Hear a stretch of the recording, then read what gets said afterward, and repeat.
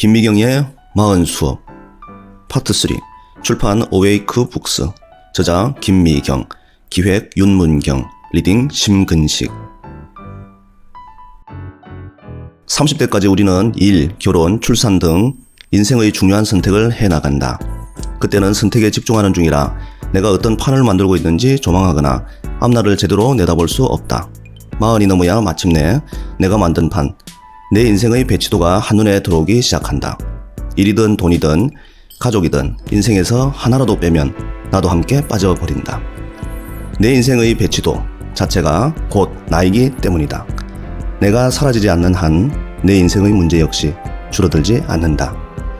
이러한 진실을 깨달은 40의 중반쯤 나는 결심했다. 끝까지 나를 사랑하듯 내 인생의 배치도 역시 뜨겁게 사랑하겠다고. 이제 나를 위한 특별한 인생 수업을 시작하자. 한 번의 40 수업이 끝날 때마다 여러분은 스스로를 더 뜨겁게 사랑하게 될 것이다. 그리고 인생 절반의 문제를 풀어낸 실력으로 40 이후의 인생도 행복하게 만들어 나갈 수 있을 것이다. 40은 당신의 진짜 인생이 시작되는 시간이다. 2부 나를 단단하게 하는 마음가짐. 나는 예전부터 나만의 공간과 책상에 유난히 집착했다. 일종의 결핍이랄까. 아무리 돈을 열심히 벌어도 내 집 안에 내 방 하나가 없다는 사실이 오랫동안 억울했다. 아이가 셋이다 보니 내 서재를 마련할 방법이 없었다. 안방에 들어가면 남편은 코를 골고 거실로 나가면 아이들이 발짝발짝 뛰어다녔다. 결국 베란다에 작은 책상 하나를 두고 그곳에서 책을 읽고 공부하고 강의 연습을 했다. 겨울엔 엄청나게 추웠고 여름엔 미칠 듯이 더웠다. 그러다가 이사를 하면서 거실 한 구석에 앉은 안전뱅이 책상 하나를 두고 공부했는데 겨울에 춥지 않은 것만으로도 행복했다.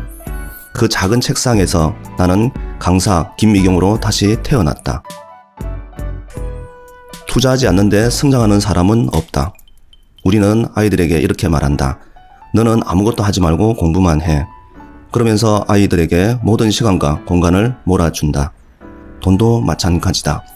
돈을 버는 부모는 용돈 30만 원으로 한 달을 사는데 10살 아이는 학원비로 100만 원씩 쓴다. 아버지가 쓰는 돈은 소비이고 아이가 쓰는 돈은 투자다. 이 말은 곧 집안에서 성장할 사람, 투자 받아야 할 사람을 아이로 한정했다는 뜻이다. 아이만 키우고 엄마 아빠는 성장을 멈추기로 작정했다는 뜻이다. 시간과 공간과 돈을 투자하지 않고 성장할 수 있는 사람은 아무도 없다. 이렇게 나를 희생하는 것이 당연한 분위기에서 10년 넘게 살다 보면 누구나 저절로 무기력해진다. 대학 때 배운 것도 잊어버리고 새로운 정보도 아이디어도 없으니 당연히 자존감도 바닥을 칠 수밖에 없다. 직장에서 성장하면 된다고? 엄밀히 말하면 회사라는 것은 조직이 원하는 성과를 내기 위해 내 시간을 할애하는 곳일 뿐이다. 어떤 회사도 나의 성장과 미래를 대신 고민해주지 않는다. 나 스스로 자신을 성장시키려면 결국 투자를 해야 하는데 돈도 시간도 공간도 없는 상황에서 자신감을 갖자라는 것은 공한 소리에 불과하다. 그러니 젖은 낙엽처럼 지금 회사에 찰싹 붙어서 쓸리지 않으려고 발버둥 치게 된다. 10년 후 미래를 기획하고 꿈을 꾸지도 못한다.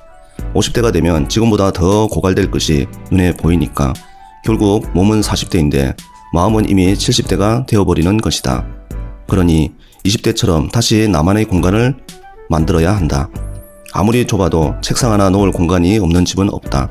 거실 소파를 옆으로 밀어내든 식탁 옆에 작은 테이블을 두든 뭐라도 놓고 책에 둘러싸여야 한다. 내 공간에 100권의 책이 있다면 100권만큼 생각이 커지고 1000권의 책이 있다면 1000권만큼의 세상이 내 것이 된다. 생각이 크고 세상이 넓어져야 비로소 새로운 자극을 받을 수 있다. 아무 자극도 받지 않는 상황에서는 나를 위한 그 어떤 대안도 낼 수 없다. 대안을 내고 싶으면 대안을 낼 만한 것들로 내 공간을 채워야 한다. 40의 꿈은 갑작스러운 프랜차이즈 창업 설명회장이 아니라 내 책상에서 시작되어야 한다. 내 꿈에 대한 권리를 주장하는 법. 사람은 공간을 닮아간다. 공간은 내가 누구라는 정체성을 규정해 준다. 집에 오자마자 소파와 한 몸이 되고 리모컨을 손에 붙이고 있는 사람들은 일상도 소파를 닮아간다. 오늘 할 일은 내일로 미룬 채 일단 눕는다. 미래에 대한 고민을 푹신한 소파에 묻어버리고 TV와 함께 하루를 마무리한다. 내 공간이 소파가 되어버리면 내 정체성도 눕는 사람이 된다.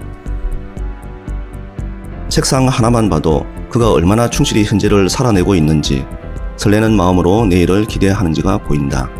인스타그램에서 엿본 학생들의 책상에는 지금 읽고 있는 다양한 책과 인생 계획표와 목표가 하나씩 붙어 있었고, 매일 쓰는 다이어리도 꽂혀 있었다. 이처럼 작은 책상 하나로 그의 루틴이 바뀌고, 공부하는 사람, 미래를 준비하는 사람으로 정체성이 바뀐다.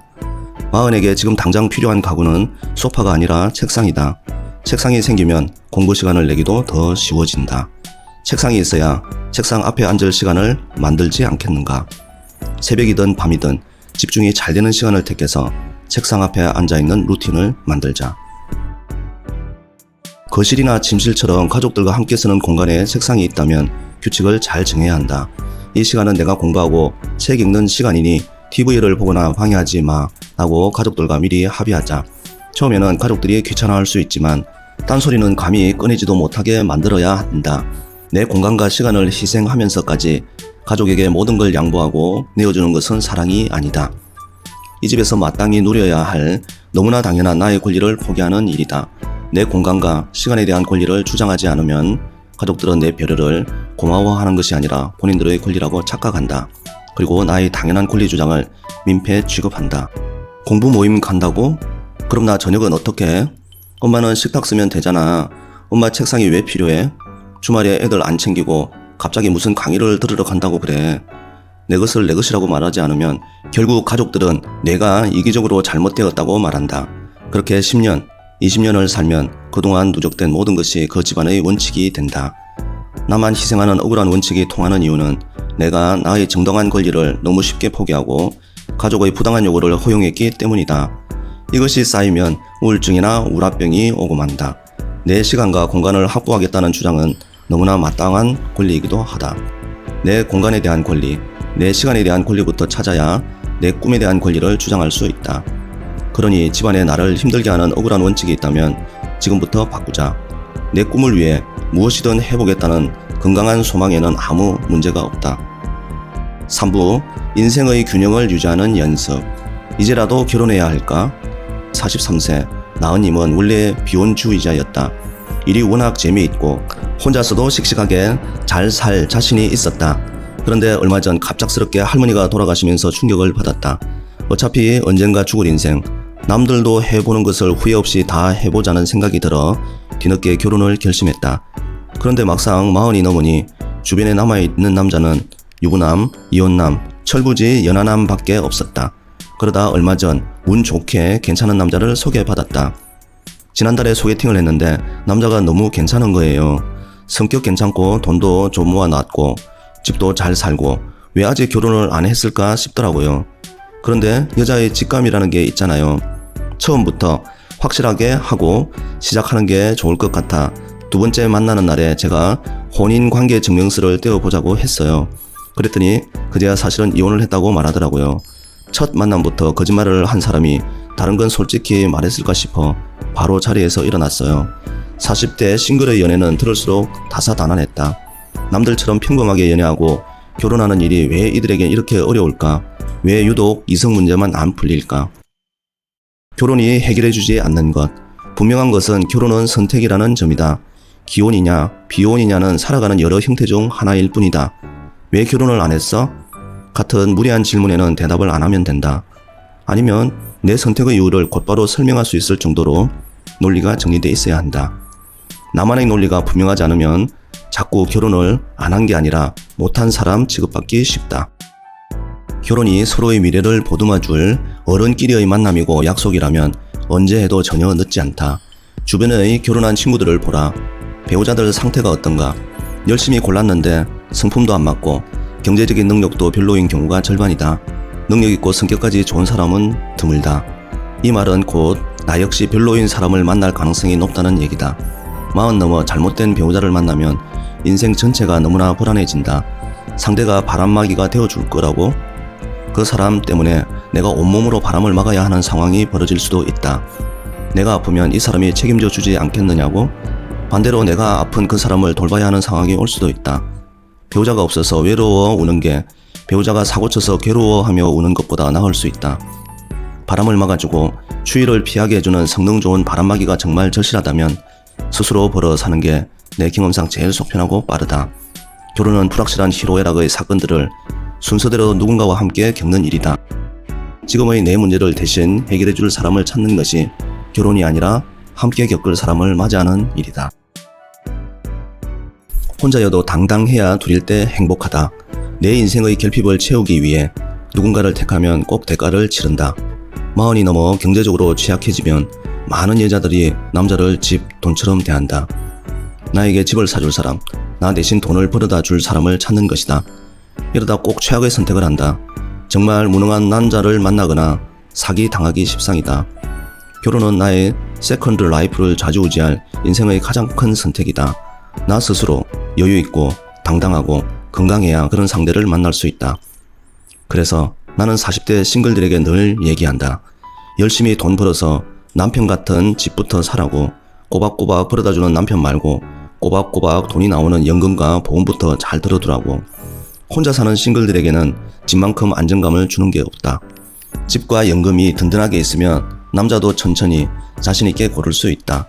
결핍의 시선이 아닌 여유의 시선을 가져야 작은 유혹이나 조급함의 선택을 피할 수 있다. 내 시선이 달라져야 정말 괜찮은 사람을 알아볼 수 있다. 4가지 사랑, 4가지 관계. 우리는 사람을 통해 배우고 성장하고 정서적 안정감을 얻는다. 부모에게 받는 무조건적인 사랑, 친구들끼리 가지는 공감과 우정의 관계, 직장에서 인정받는 것, 마지막으로 나를 진심으로 사랑하고 아껴주는 연인의 사랑. 사랑하는 사람이 주는 토닥임은 절친 10명이 주는 위로와는 또 다른 종류다. 이 네 가지 안정감은 모두 다른 사람이 주어야 한다. 마치 각각의 인간관계, 주머니가 따로 있는 것처럼 결코 한 사람이 이 모든 것을 다 줄 수는 없다. 어떻게 한 사람이 엄마를 대신하고 친구를 대신하고 직장 동료를 대신하겠는가? 그런데도 우리는 종종 이런 불가능한 일을 상대방이 해주길 바란다. 특히 결혼하고 첫 아이를 낳는 여자들이 이런 실수를 하기 쉽다. 결혼 전 여자들은 4가지 안정감을 골고루 느낀다. 부모님에게 사랑받고 친구들과도 잘 어울리고 직장 동료들에게 탁월함도 인정받고 연애하면서 사랑도 받는다. 그런데 결혼하고 아이를 낳으면 상황이 달라진다. 부모님은 멀리 있고 친구들과도 자연스럽게 멀어진다. 육아로 회사까지 그만두면 사회적 안정감을 얻을 곳도 없다. 결국 내 앞에 있는 한 남자에게 매달린다. 남편이 아버지처럼 나를 전폭적으로 사랑하고 응원해주고 친구처럼 일상의 소소한 재미를 나누고 공감해주며 직장 동료처럼 내 능력을 인정해주길 바란다. 당연히 여자로서 사랑받고 있다는 느낌까지 주길 바란다. 4가지 역할을 바라는 것이다. 왜 밥만 먹고 아무 말도 안 하지? 내가 열심히 요리해준 밥을 먹는데 맛있다는 말을 안 하면 엄청 화가 난다.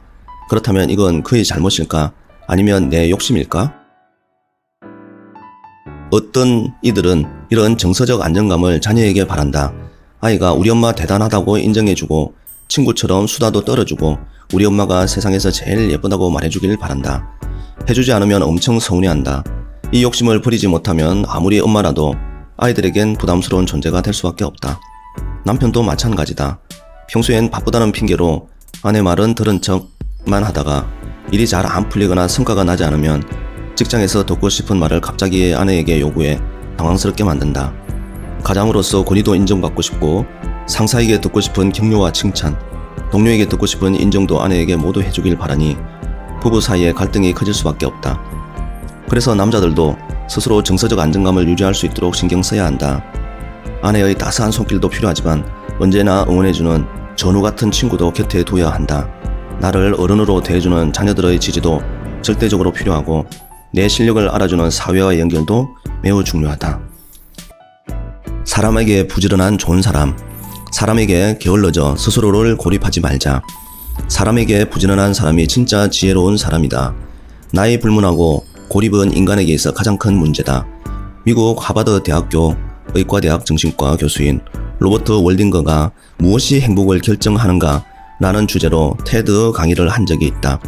그중 참 인상 깊었던 내용은 50대의 가족, 친구, 사회와 좋은 관계를 유지하는 사람일수록 80대에 건강할 확률이 높다는 것이었다.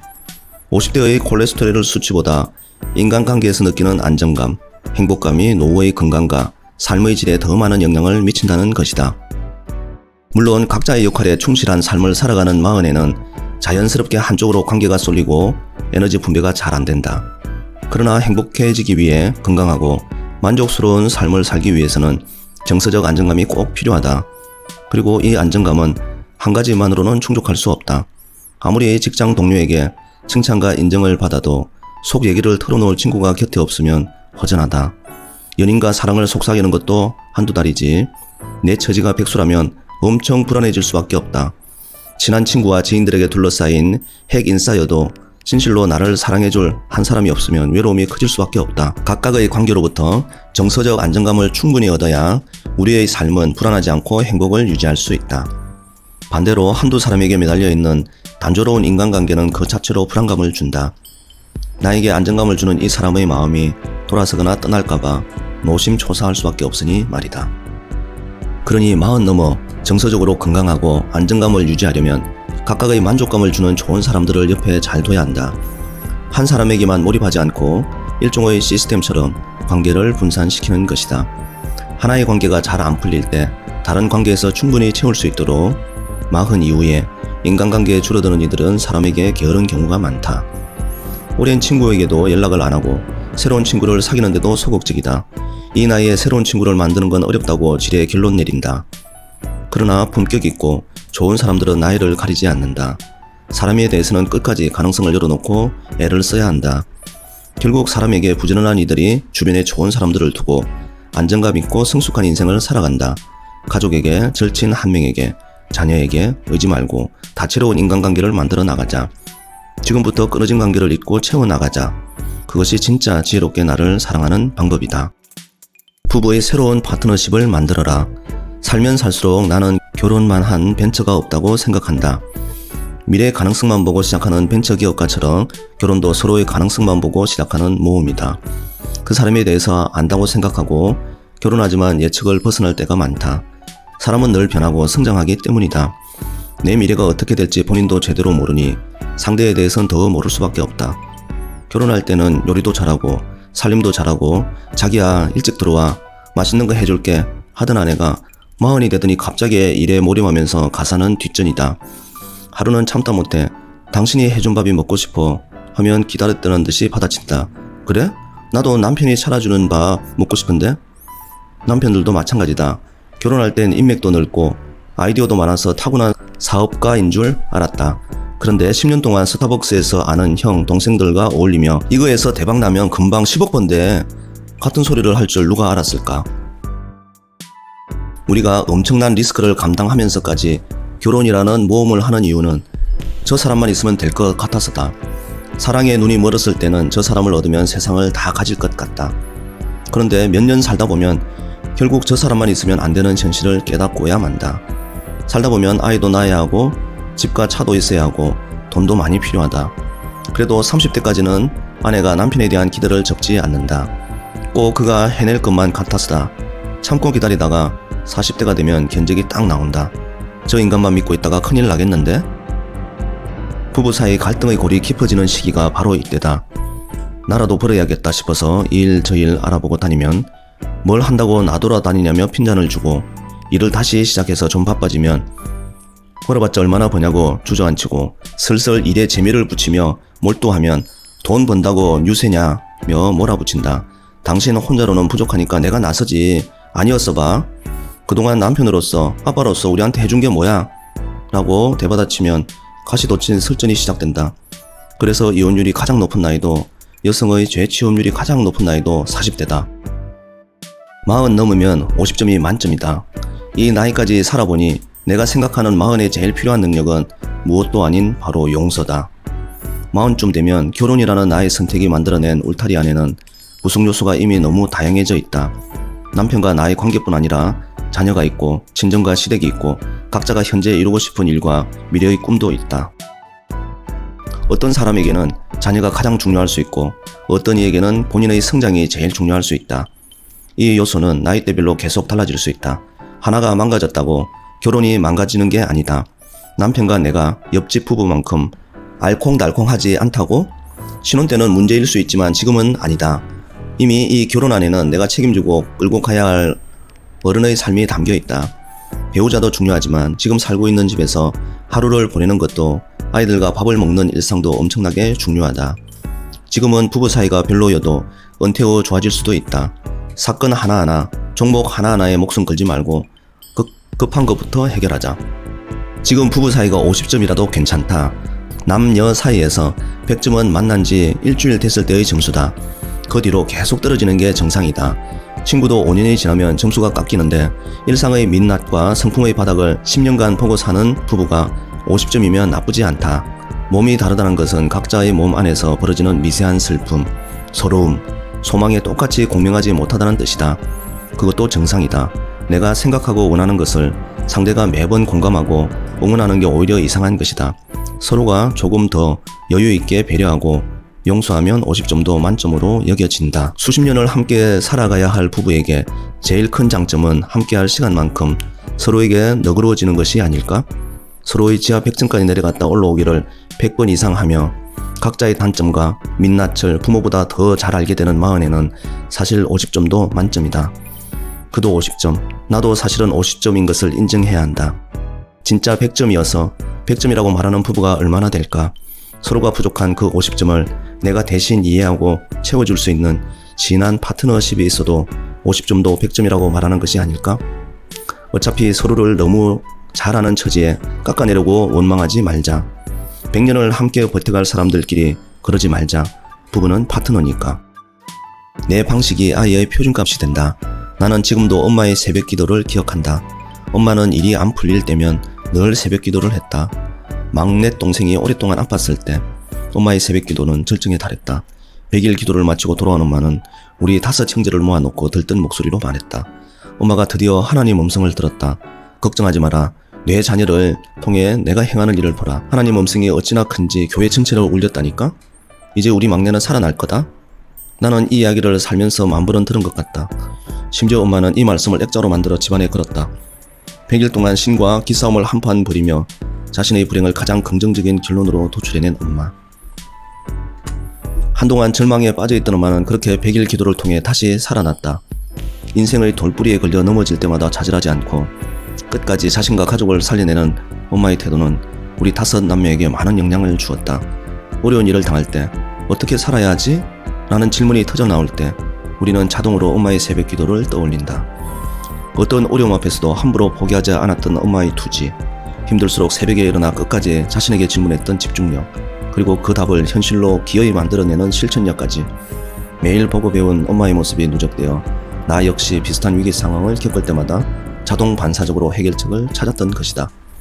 내 삶의 방식은 대물림 된다. 얼마 전 큰딸이 나한테 이런 얘기를 해주었다. 몇 년 전에 코로나 터졌을 때 엄마도 힘들었지만 나도 매출이 안 나와서 힘들었잖아. 직원들 월급 줄 돈이 부족하더라고. 옛날 다이어리를 다시 봤어. 매일 괴롭고 힘들어도 강의에서 20만원 벌면 30만원 빚 갚고 아무리 슬퍼도 숫자랑 매일매일 싸우면서 결국은 다 감당해냈지. 실제로 내가 그 모습을 다 보면서 컸잖아. 그러니까 나도 쉽게 포기할 수가 없더라고. 엄마가 살았던 모습이 내 인생의 표준값이 된 거지. 모든 부모는 매일매일 아이들의 표준값을 만들고 있다. 싫든 좋든 아이들의 스승 노릇을 할 수밖에 없다는 뜻이다.